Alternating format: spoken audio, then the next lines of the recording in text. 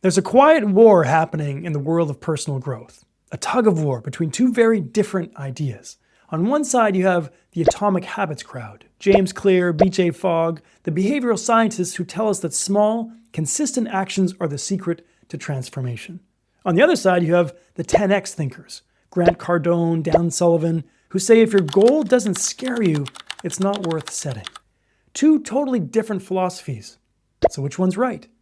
After nearly 2 decades of coaching and teaching, here's what I've learned. Both are right. And both are wrong, because they're missing the same invisible factor, the subconscious mind. The habit thinkers are right that the brain craves safety and predictability. Neuroscientists have shown that the amygdala and the anterior cingulate cortex light up the second we move beyond familiar patterns. Small wins reduce that threat signal and prove to your nervous system that change is safe. But the 10x thinkers are right too. Without emotional intensity, you never ignite the networks that actually rewire identity. Studies by Carol Dweck at Stanford and Robert Keegan at Harvard show that deep transformation requires disorientation, moments that challenge who you believe yourself to be. Comfort never rewires identity. Stretch does. So the real conflict isn't between small steps and big goals. It's between safety and stretch. The art is learning how to stretch without snapping. Let's start with why big goals often backfire. Imagine a professional who decides that this is the year she's going to completely reinvent herself, double her income, launch a new business, move to a new city.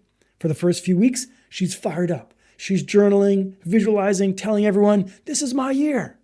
Then resistance hits. Procrastination, overthinking, exhaustion. She tells herself she's lost motivation. But that's not what happened. Her subconscious, which controls most of what we think and do, detected a threat. The goal was too far outside what it knows as safe.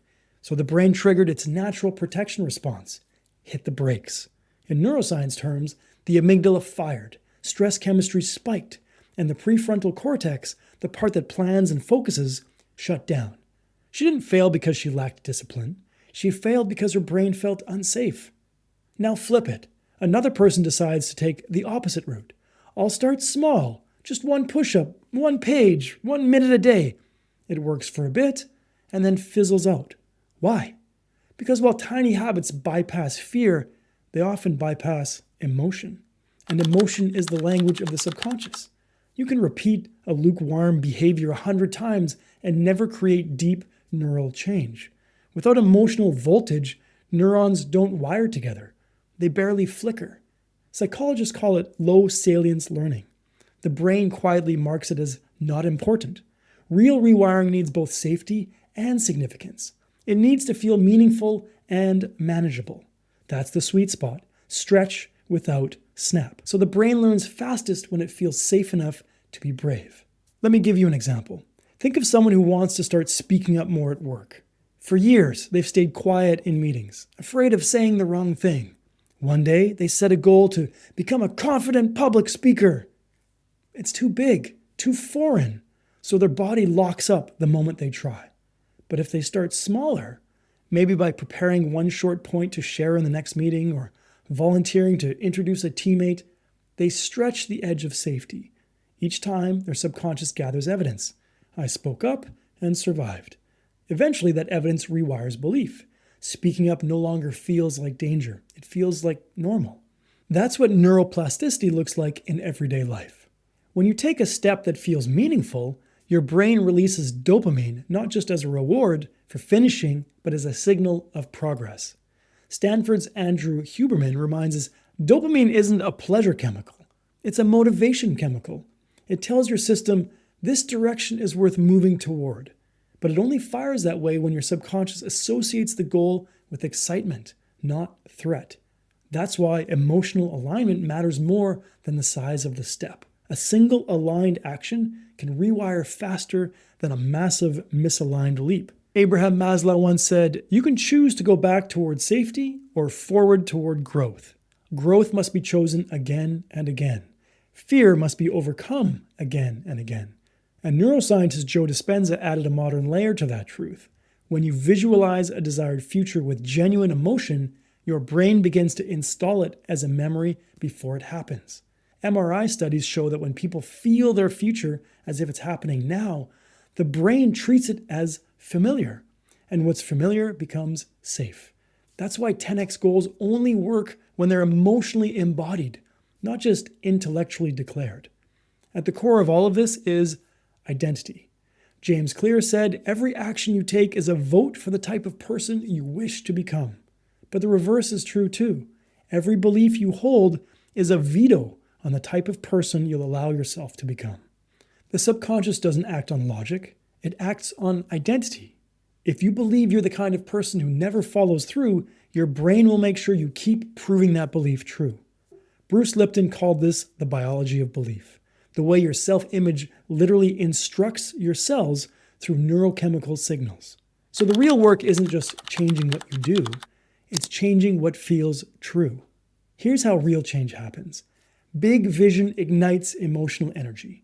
Without a powerful why, the subconscious has no reason to reconfigure old wiring. Then, small, emotionally charged steps build safety. Each one says, see, we survived.